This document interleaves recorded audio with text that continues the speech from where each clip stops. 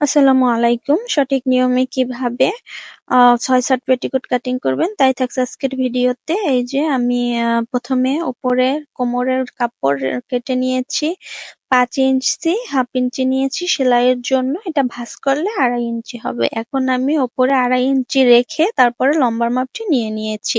লম্বার মাপ যতটুকু আছে আমি ততটুকুই নেবে। এখন আমি কোমরের মাপটি দেখিয়ে দিচ্ছি। এখানে কাপড় ৪টি ভাঁজে ভাঁজ করা রয়েছে। আমার সাইডটি হচ্ছে বন্ধ সাইড।